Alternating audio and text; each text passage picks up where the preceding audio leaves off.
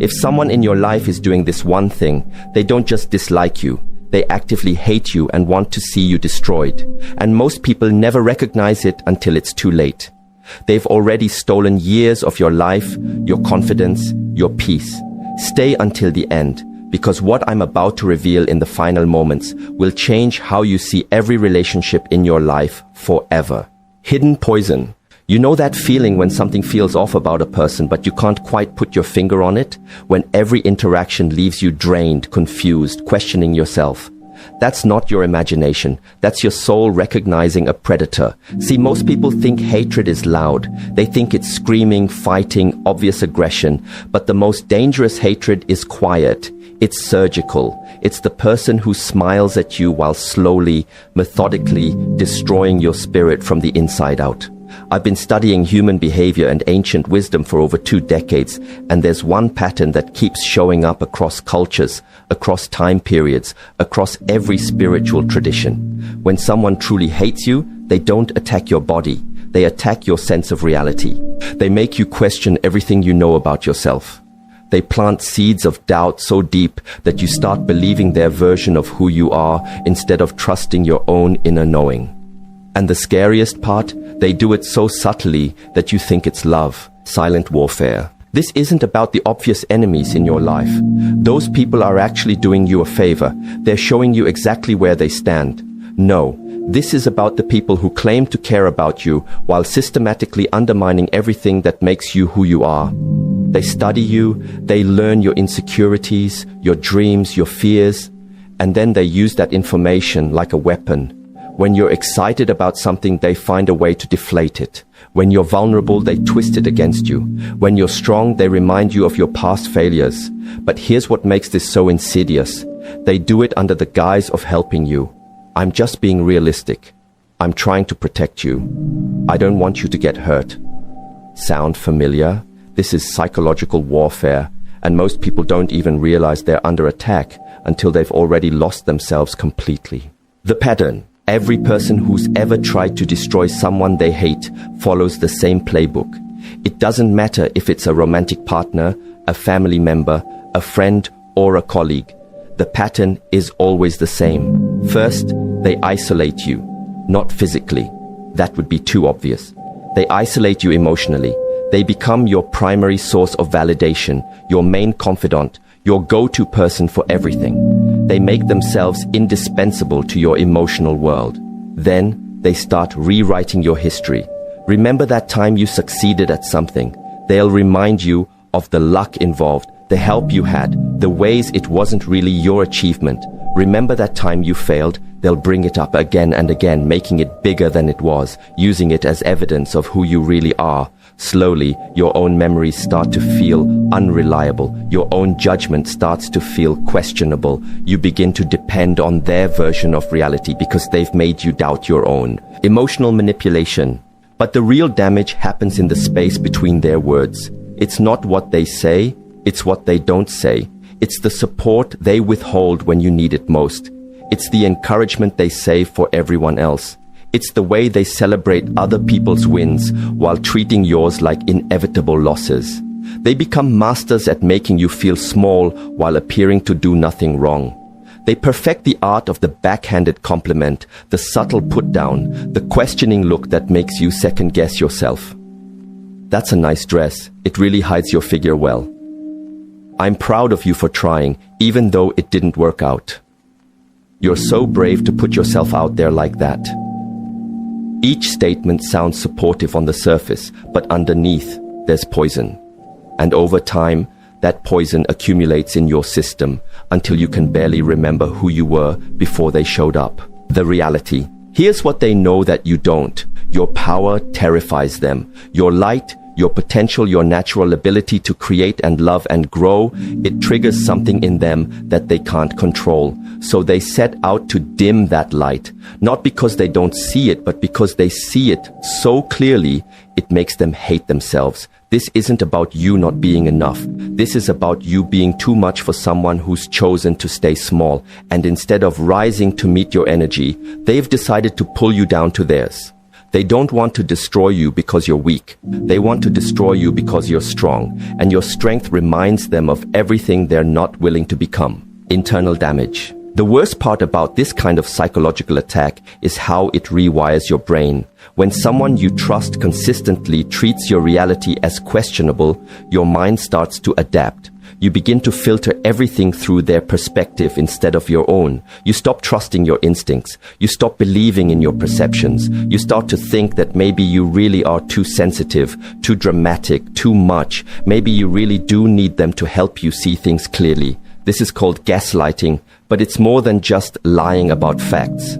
It's a systematic assault on your sense of self. It's making you doubt not just what you remember, but who you are at your core. And the cruelest irony? The more damaged you become, the more they point to that damage as evidence that they were right about you all along. See? This is what I was trying to protect you from. This is why you need me. Recognition signs. So how do you know if this is happening to you? How do you recognize the signs when you're in the middle of it and your judgment feels compromised? First, pay attention to how you feel after spending time with this person. Do you leave their presence feeling energized and inspired, or drained and confused? Do you find yourself questioning things you were certain about before you talk to them? Second, notice how they respond to your successes versus your failures. Do they genuinely celebrate your wins, or do they find ways to minimize them? Do they offer comfort and support during your struggles, or do they seem almost satisfied when things go wrong for you? Third, watch how they talk about other people when those people aren't around. If they're constantly criticizing, judging, and finding fault with everyone else in their life, what makes you think you're exempt from that treatment? The mirror. But here's where this gets really deep, and this is the part most people don't want to hear. Sometimes the person doing this to you is you. Sometimes we internalize these destructive voices so completely that we don't need external enemies anymore. We become our own worst critics, our own reality distorters, our own source of psychological warfare. We replay their words in our heads long after they're gone. We question our own perceptions even when we're alone. We've learned their language so well that we speak it fluently to ourselves. This is why healing from this kind of damage is so complex. It's not just about removing toxic people from your life, though that's often necessary. It's about recognizing where you've adopted their voice as your own and learning to distinguish between their programming and your authentic self. Ancient wisdom. In ancient Chinese philosophy, there's a concept called Shen, which refers to the spirit or consciousness that resides in the heart.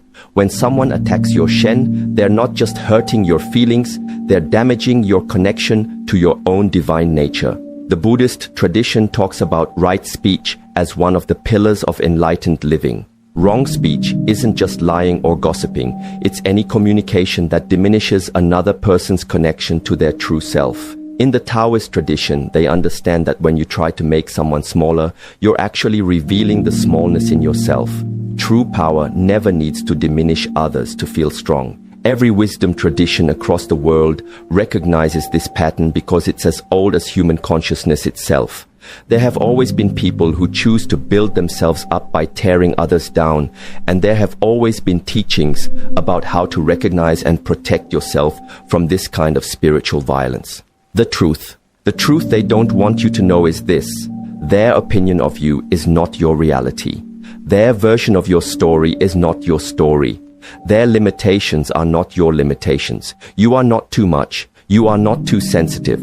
You are not crazy for feeling what you feel or knowing what you know. Your perceptions are valid. Your experiences are real. Your inner knowing is trustworthy. The fact that they've tried so hard to convince you otherwise is actually proof of how powerful you really are. Weak people don't need to be systematically destroyed. Only people with genuine strength and light become targets for this kind of sustained psychological attack. Breaking free. So how do you break free from this pattern? How do you reclaim your reality when it's been so thoroughly contaminated by someone else's poison? First, you have to acknowledge what happened, not minimize it, not explain it away, not make excuses for them. You have to face the full truth of how they deliberately damaged you, and you have to feel the anger that comes with that recognition. That anger isn't wrong, that anger is sacred. It's your soul's natural response to having been violated. Don't spiritualize it away with forgiveness before you fully honored what was done to you. Second, you have to start rebuilding your relationship with your own inner authority. Start small. Notice what you like, what you want, what feels right to you without checking it against anyone else's opinion. Practice trusting your own perceptions about little things until you can trust them about big things. Third, you have to learn to distinguish between your authentic voice and their implanted voice. When you hear criticism or doubt in your head, ask yourself, does this sound like me or does this sound like them? Whose words am I thinking? Whose fears am I feeling? The healing from this kind of damage isn't just about recovery, it's about reclamation. You're not just trying to get back to who you were before they damaged you. You're trying to become who you always were underneath their programming. This is spiritual archaeology. You're digging through layers of conditioning, criticism, and contamination to find the pure gold of your original self. And that gold was never destroyed. It was just buried. Every time you choose to trust your own perception over their implanted doubt, you're doing sacred work. Every time you celebrate your own wins without needing their validation, you're breaking their spell. Every time you speak kindly to yourself instead of using their internal voice, you're performing an act of rebellion. New boundaries. Part of this healing process involves learning to set boundaries that you never knew you needed. You have to protect your energy, your peace, your developing sense of self from people who would rather see you small than see you free. This doesn't mean you have to become harsh or closed off. It means you have to become discerning. You have to learn the difference between people who genuinely support your growth and people who are invested in your limitation. Some people will not like the new boundaries you set. Some people will not like the new confidence you develop. Some people will not like the new reality you create for yourself. And their resistance to your growth is the clearest sign that those boundaries are necessary. The Phoenix. There's something beautiful that happens when you finally break free from someone who's been systematically damaging you. You don't just recover, you discover. You discover parts of yourself that were hidden, strengths that were suppressed, dreams that were dismissed. You realize that all the time you spent trying to prove yourself to them, trying to win their approval, trying to make them see your worth, all of that energy can now be redirected toward actually living your life. You start to understand that their hatred was never really about you. It was about what you represented to them. Possibility, growth, change, everything they were too afraid to pursue for themselves. Recognition power. Once you've been through this experience and healed from it, you develop an almost supernatural ability to recognize it in others. You can spot the subtle put-downs, the reality distortions, the emotional manipulation tactics from a mile away. You become a safe harbor for other people who are going through what you went through. Your healing becomes a lighthouse for others who are still lost in the fog of someone else's psychological warfare. This is how trauma transforms into wisdom. This is how your pain becomes your power. This is how your greatest wound becomes your greatest gift. The warning. But here's the warning. Once you start to see this pattern clearly, you'll see it everywhere. You'll see it in relationships, in families, in workplaces, in institutions. You'll see how normalized this kind of psychological violence has become in our culture. You'll see how many people are walking around carrying someone else's voice in their head, living someone else's version of their story, accepting someone else's limitations as their own reality. And you'll face a choice. Do you try to wake people up, or do you focus on protecting your own peace? Do you become a teacher, or do you become a hermit? There's no right answer to this question. Some people are called to heal others, and some people are called to heal themselves. Both paths are sacred. Both paths are necessary. Final truth. Here's the final truth that changes everything. The person who tried to destroy you actually gave you the greatest gift possible. They forced you to find your own inner authority. They made you dig deeper than you ever would have dug otherwise. They showed you exactly what you're made of. Without their attack, you might never have discovered your own resilience. Without their doubt, you might never have learned to trust yourself so completely. Without their hatred, you might never have learned to love yourself so fiercely. This doesn't mean you should be grateful for the abuse. This doesn't mean it was meant to happen. This doesn't mean they did you a favor. What it means is that you are powerful enough to transform even the most destructive experiences into fuel for your own evolution. You are not a victim of their hatred. You are a survivor of it. And your survival is not just personal. It's cosmic. Every time someone chooses healing over hatred, love over limitation, truth over manipulation, the entire frequency of the planet shifts. Your freedom is not just about you. Your healing is not just about you. Your choice to reclaim your reality and live from your authentic power is a revolutionary act that gives permission to everyone around you to do the same. So stop asking why they hated you. Stop trying to understand their psychology. Stop making yourself smaller